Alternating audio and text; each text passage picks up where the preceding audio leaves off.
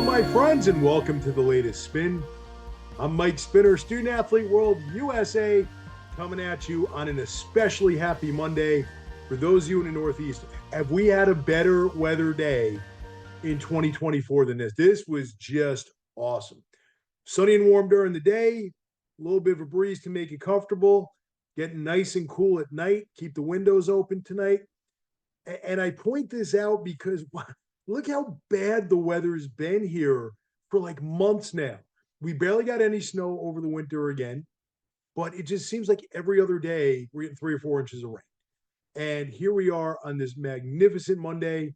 It is beautiful outside. Great lacrosse weather. I'll just leave it at that. Just a joyful day, and I hope if you're watching this, whether you're in the Northeast or not, you had a great opportunity to enjoy it. And what it means when the weather gets warmer in the Northeast.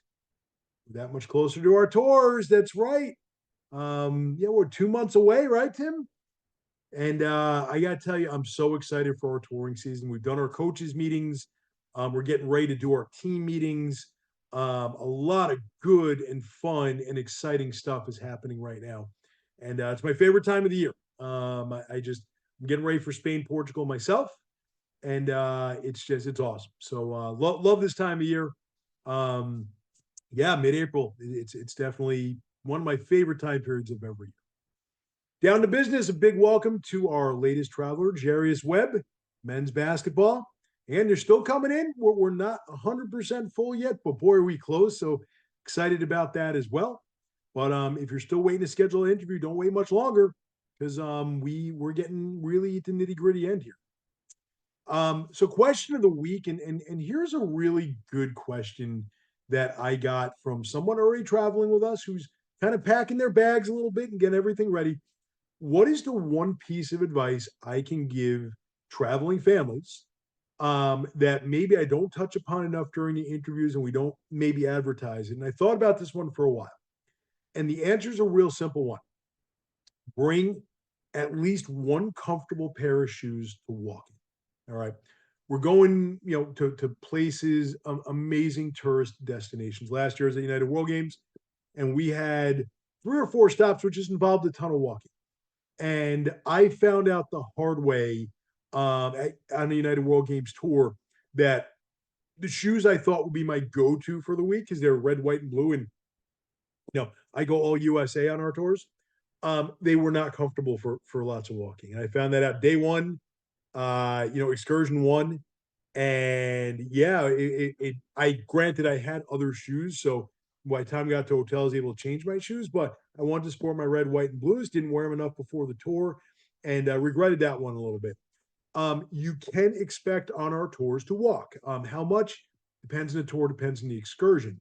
But if you're going to United World Games and you're doing the Venice excursion, it's almost every day there's a good amount of walk. So make sure you have a pair of shoes, especially sneakers, that are super comfortable. They do lots of walking in. And all of our tours involve a good amount of walking. So you're going to see some amazing things. So, of course, you're going to walk a lot. You're going to want to see a lot. Just don't kind of slow down your day because of your footwear. So be judicious about the footwear that you're packing. Substance over style. Okay. Maybe that pair of sneakers that feels like you're floating, walking on air, doesn't look as nice as the newer pair of sneakers that have a better color scheme. You're going to thank me though during your tour. Pick the comfort, pick the substance when it comes to shoes. Be prepared to do a lot of walking, and it's worth it because all the things we do during our tours are awesome. You're going to want to walk a lot on our tours and see and experience and taste and smell everything. The only way to do that is be prepared to walk a whole bunch. So that is my one piece of advice that I am giving to you and anyone else traveling. Now, what in the world? Today's What in the World segment is brought to you by Wayback Burgers, now open in Monroe, Connecticut. How do I know this? Because I ate at Wayback Burgers for the first time tonight, just opened in Monroe. What a great experience. If you've never eaten at Wayback Burgers before, it is totally worth it. And in honor of Tim living in North Carolina and Student Athlete World being located in North Carolina, I had the Carolina Burger, which featured chili which didn't really make sense to me because I've never thought of Carolina as being like the chili capital of the world. But it was great. It was just a delicious burger. They have cheesesteaks, some chicken sandwiches, great fries and onion rings. Not saying I ate everything. Maybe I did. But just a great place. So Jake's welcome to the latest spin. Tonight's What in the World goes into New York City and revolves around the New York baseball Mets. Now, let me be fully transparent with you. I am proudly, openly, and loudly a diehard New York Mets fan. Yes, I am. I admit it through thick and thin. I love my New York Mets, and I always will.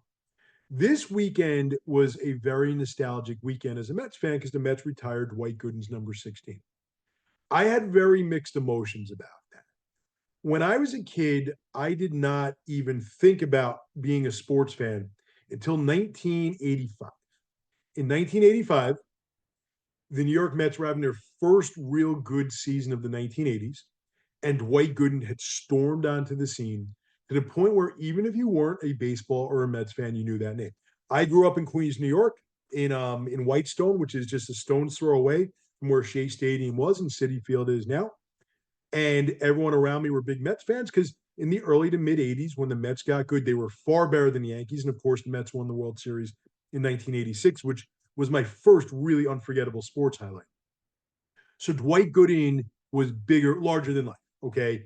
Locally for New York, he was as big for a few years as Michael Jordan ended up becoming for basketball or Wayne Gretzky for hockey. Um, and so, me being in Queens where the Mets played, the Mets were suddenly very good for the first time in forever. And Dwight Gooden was all over the place. So, I, out of curiosity, found a game on TV that he was pitching. He was electric. It made me into a baseball fan and a Mets fan. And then when baseball season ended, I got into football and hockey. And now I just love all sports. So, Dwight Gooden has a very special place in my heart as a sports fan. However, in a very controversial take, did he deserve to have his jersey retired? He won 194 games in his career, most with the New York Mets. He helped lead the Mets in 1986 World Series championship. But Dwight Gooden will be remembered not just for the off-field struggles that he had, and I'm not going to get into all the details, but he did miss the ticker tape parade the day after the Mets won the World Series because he was involved in some other things, which I'm not going to detail here. And so his career of 194 wins and a really high level of strikeouts and quality starts, and he was a rookie of the year winner. He's a Cy Young Award winner. Had a spectacular short career. Okay, and but he will be remembered by not quite reaching his potential because he derailed his own career. Now, is that a reason to not honor him and cherish him? No, it is not. Is that a reason to not retire his number and enshrine him in that way? I don't. I think you don't. All right. I'm sorry, but he could have been so much better. And look, during the 1980s, there were a lot of professional athletes with the issues that Dwight Gooden had. Lawrence Taylor, my favorite football player of all time, similar issues. But here's the thing: Lawrence Taylor had a long-term Hall of Fame career despite his demons. Dwight Gooden had really 5 good years with the Mets. Then he floated around. He went to the Yankees, pitched a no-hitter with them. I believe he's in Cleveland as well. I believe there's another team or two in there. Again, 194 wins, a lot of wins, solid career. Should we see his number 16 at Citi Field? Well, they made the decision, so we are. I just feel like that's not the story we want to tell. And it's just my own opinion. And again, I loved Dwight Gooden, one of my favorite Mets of all time. But there's a cautionary tale here. And that's where I'm kind of hesitant. So it's like, what in the world, New York Mets? All right. Because anyone whose children ask them about Dwight Gooden, including my own, will hear he was this flash in the pan, 4 or 5 years of total electricity from him, and was his own worst enemy. And as a result, you can't quite honor him with the all time New York sports greats. Maybe a controversial take from me, but I stand by it. So as a result, do I think his number 16 should be retired? The answer is no, because imagine the career he would have had if he had just made the right decisions. And he didn't have that career. He underachieved, in my opinion. Despite the World Series and all the greatness, I don't think he deserved it. What in the world, New York Mets? That's it for latest spin this week. As always,